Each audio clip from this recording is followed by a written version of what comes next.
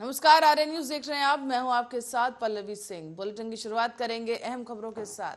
प्रधानमंत्री नरेंद्र मोदी अपने संसदीय क्षेत्र वाराणसी के दौरे पर हैं और इस दौरे पर पीएम नरेंद्र मोदी अंतर्राष्ट्रीय सहयोग और कन्वेंशन सेंटर रुद्राक्ष पहुंचेंगे। इस दौरान उन्होंने राष्ट्रीय शिक्षा नीति के कार्यान्वयन पर अखिल भारतीय शिक्षा समागम का उद्घाटन भी किया। पीएम मोदी ने कहा है कि 1800 करोड़ रुपए की योजनाओं का शिलान्यास किया और इस दौरान प्रधानमंत्री ने कहा कि अखिल भारतीय शिक्षा समागम का आयोजन उस धरती पर हो रहा है जहां पर आजादी से पहले देश के महत्वपूर्ण विश्वविद्यालय की स्थापना हुई थी। पीएम ने कहा है कि हम केवल डिग्री धारक युवा तैयार नहीं करें, बल्कि देश को आगे बढ़ाने के लिए जितने भी मानव संसाधनों की जरूरत हो, हमारी शिक्षा व्यवस्था वो देश को दे।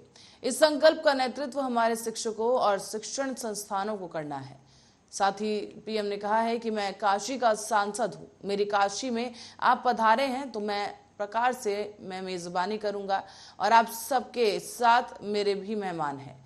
मुझे विश्वास है कि आपको व्यवस्थाओं में असुविधा नहीं होगी।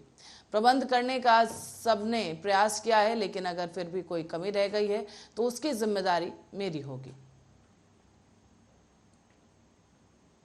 सरदार पटेल यूनिवर्सिटी के लोगों ने रूरल डेवलपमेंट पे काफी रिसर्च करके कुछ किताबें तैयार की थी। उस दिन उन्होंने मुझे गिफ्ट की। मैंने जरा बड़ी बारीकी से उसको देखा, मुझे बड़ा इंटरेस्ट लगा। मैंने डिपार्टमेंट को काम दिया। मैंने कहा, भाई ये जो स्टूडेंट्स ने काम किया है, आप जरा देखिए सरकार जहां जा रही है और ये बच्चे जो कह रहे हैं उसमें कितना अंतर है, और आप हैरान हो जाएंगे। उसमें से बहुत सी चीजें मुझे रूरल डेवलपमेंट के मेरे काम में इतनी मदद आई। विद्यार्थियों ने, टीचर्स ने किया हुआ काम था, जो सरकार में एयर कंडीशन कमरे में बैठ करके निर्णय करना मुश्किल होता है जी। इस बीच महाराष्ट्र के मुख्यमंत्री एकनाथ शिंदे ने राज्य सचिवालय मंत्रालय में आधिकारिक रूप से अपना कार्यभार संभाल लिया है। शिंदे के प्रभार संभालने से पहले भव्य तरीके से सजाए गए मुख्यमंत्री कार्यालय में पूजा अर्चना की गई। साथ ही साथ उनके कक्ष में शिवसेना संस्थापक बाल ठाकरे की बड़ी तस्वीर भी लगी है और उनके बगल में शिंदे के मार्गदर्शक आनंद दिघे की तस्वीर लगी है। शिंदे ने सचिवालय इमारत में प्रवेश करते ही मराठा योद्धा छत्रपति शिवाजी महाराज और डॉक्टर BR अम्बेडकर को पुष्पांजलि अर्पित की।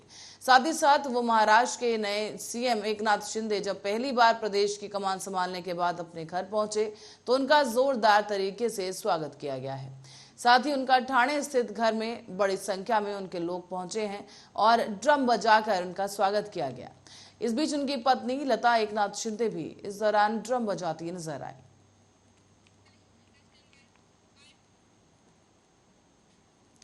और इस बीच शिवसेना के भीतर चल रही उथल पुथल के बीच पार्टी के मुखिया उद्धव ठाकरे को एक और तगड़ा झटका लगा है। अमरावती के पूर्व सांसद आनंद राव अडसुल ने पार्टी नेता के रूप में अपने पद से इस्तीफा दे दिया। बताया जा रहा है कि अडसुल 2019 लोकसभा चुनाव से पहले अमरावती के सांसद थे और 2019 लोकसभा चुनाव निर्दलीय उम्मीदवार नवनीत राणा ने उन्हें मात दी और वो सांसद बन गई। तो वहीं अडसुल ने, उनके बेटे अभिजीत अडसुल ने कहा है कि उनके पिता ने शिवसेना नेता के पद से इस्तीफा दे दिया है। ये पूछे जाने पर कि क्या वो एकनाथ शिंदे के नेतृत्व वाले शिवसेना गुट में शामिल होंगे, अभिजीत ने कहा कि मेरे पिता शिव सैनिक बने रहेंगे।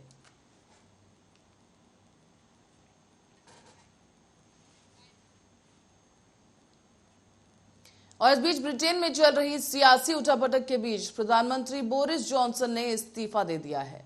बताया जा रहा है कि एक खबर है, बोरिस जॉनसन के खिलाफ उनकी अपनी ही कंजर्वेटिव पार्टी में बगावत हो गई थी। करीब 41 मंत्रियों के इस्तीफे के बाद उन पर इस्तीफा देने का दबाव बढ़ गया और इसी के बाद उन्होंने इतना बड़ा फैसला लिया है। उन्होंने अपना पद छोड़ दिया। जानकारी के अनुसार बोरिस जॉनसन तब तक पद पर बने रहेंगे जब तक नया प्रधानमंत्री नहीं चुन लिया जाता।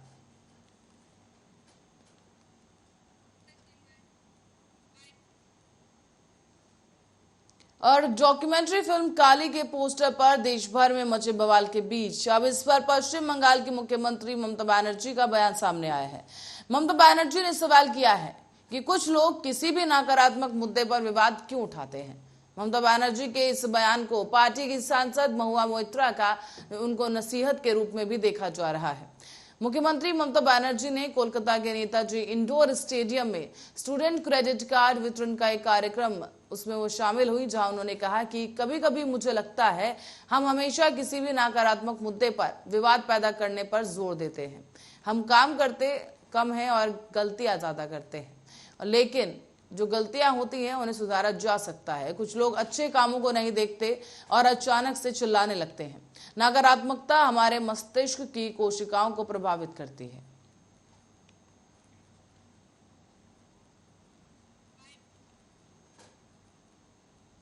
और इस बीच खबर है प्रयागराज से, जहां प्रयागराज के नैनी के अरैल में जजमानी को लेकर 2 दिन पहले हुई हत्या के आरोपियों को पुलिस ने आखिरकार गिरफ्तार कर लिया है। वारदात को अंजाम देने वाले हनुमान तिवारी, शिव प्रसाद और राजा मिश्रा को पुलिस ने गिरफ्तार किया। और बता दें आपको कि हत्या में इस्तेमाल हुई DBBL गन और कारतूस को भी पुलिस ने बरामद कर लिया है। एसएसपी के मुताबिक जजमानी की दक्षिणा लेने की वजह से ये झगड़ा शुरू हुआ था और इसी के तहत घटना को अंजाम दिया गया। हालांकि पुलिस की क्राइम टीम और नैनी पुलिस की सक्रियता से पुलिस ने 2 दिन में ही इस हत्या का खुलासा किया और हत्या करने वालों को गिरफ्तार कर लिया है और अब आगे की कार्रवाई भी की जा रही है।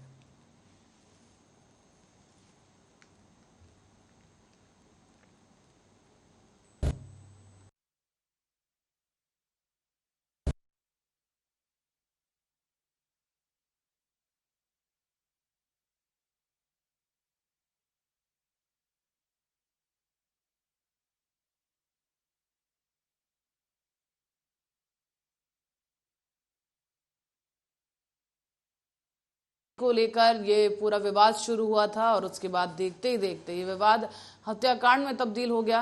बताया जा रहा है कि बात बढ़ने पर हत्या की ये पूरी साजिश रची गई है। हालांकि पुलिस की सक्रियता को देखते हुए पुलिस ने 2 दिन के अंदर ही इस पूरे हत्याकांड का खुलासा किया है और आरोपियों को धर दबोचा गया। बताया ये भी जा रहा है कि हत्या में प्रयोग किए गए हथियार के साथ इन आरोपियों को गिरफ्तार किया गया है।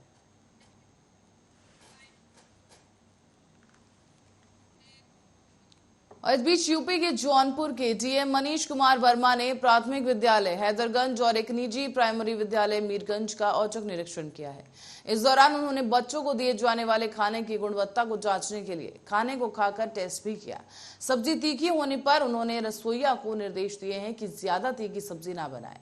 बता दें कि आपको बच्चों के हिसाब से खाना बनाने के लिए निर्देशित किया गया। इस दौरान साथ ही ये भी कहा गया कि डीएम ने खड़े होकर बच्चों को नल पर हाथ धोने और पानी की बचत के बारे में भी जानकारी दी गई।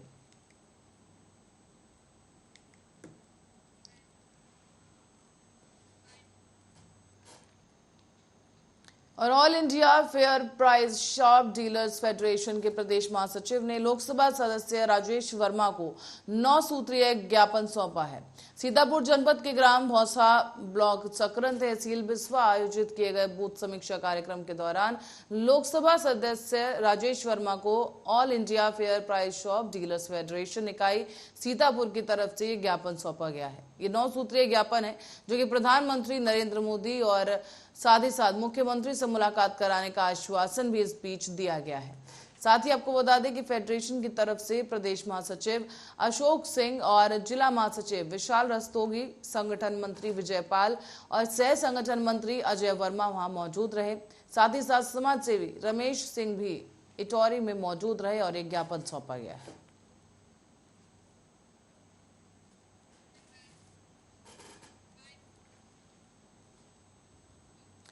और आगरा से बड़ी खबर सामने आ रही है जो कि आगरा घूमने वालों के लिए काफी अच्छी खबर साबित हो सकती है। दरअसल वीकेंड पर ताज का दीदार करने वाले पर्यटकों के लिए एक बेहद अच्छी खबर है। रविवार को ताजमहल में अब नमाजियों के साथ साथ पर्यटकों को भी आने की अनुमति होगी और ये अनुमति फ्री दी जाएगी। बताया जा रहा है कि फ्री एंट्री अब आगरा में ताजमहल में इस रविवार को रहेगी। ईद उल जुहा के चलते भारतीय पुरातत्व सर्वेक्षण विभाग ने यह आदेश जारी किया है। दरअसल बकरीद पर ताजमहल की बुकिंग विंडो बंद रहती है और इस बीच एएसआई के अधीक्षण पुरातत्वविद राजकुमार पटेल ने जारी किए गए इस आदेश के अनुसार सुबह 7 बजे से लेकर सुबह 10 बजे तक नमाजियों के साथ साथ पर्यटकों को भी फ्री एंट्री ताजमहल में मिल सकेगी। इन 3 घंटे के दौरान नमाज होगी और नमाज के दौरान ही पर्यटकों को फ्री एंट्री दी जाएगी। वीकेंड पर फ्री में ताज का दीदार का लाभ अब पर्यटक उठा सकेंगे। न सिर्फ देसी बल्कि विदेशी पर्यटक भी इस सुविधा का लाभ उठा सकेंगे।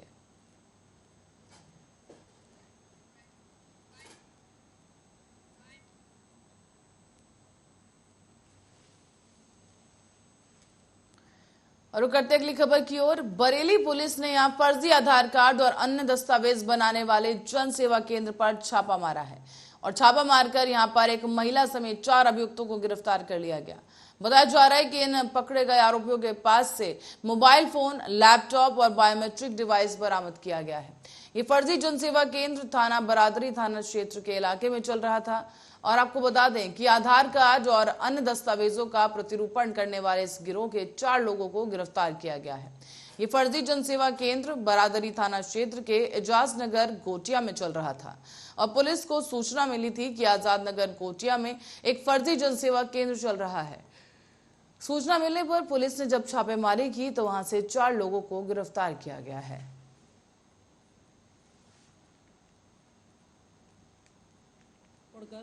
फर्जी आधार कार्ड बनाए जा रहे थे। जो सना है ये संविदा पर यूटीआई रामपुर शाखा में संविदा पर थी, जो कि अधिकृत थी आधार कार्ड बनाने के लिए। जो लैपटॉप इसको मिला हुआ, देखिए हमारे यहाँ शिकायतें लगातार मिल रही थी कि कुछ जनसेवा केंद्र पर फर्जी आधार कार्ड और अन्य दस्तावेज बनाए जा रहे हैं, जिसके क्रम में वरिष्ठ पुलिस अधीक्षक महोदय के आदेश के क्रम में जांच आवंटित हुई। जांच के क्रम में कासिफ अहमद द्वारा दिए गए प्रार्थना पत्र के उसमें मुकदमा पंजीकृत किया गया बारादरी में, जो कि 651/22, 420, 467, 468, 471 का और IT एक्ट इसमें लगा। इस क्रम में जब जो नामजद हैं कामरान और फैजान, सना, इनको जब हिरासत में लिया गया, उनके पास से बरामद उपकरण 4 लैपटॉप और 35 आधार कार्ड, कुछ मशीनें, सहवर्ती उपकरण, जब इनसे पूछताछ की गई तो ये खुलासा हुआ कि इनके द्वारा प्रतिरूपण कर फर्जी आधार कार्ड बनाए जा रहे थे। जो सना है ये संविदा पर यूटीआई रामपुर शाखा में संविदा पर थी, जो कि अधिकृत थी आधार कार्ड बनाने के लिए।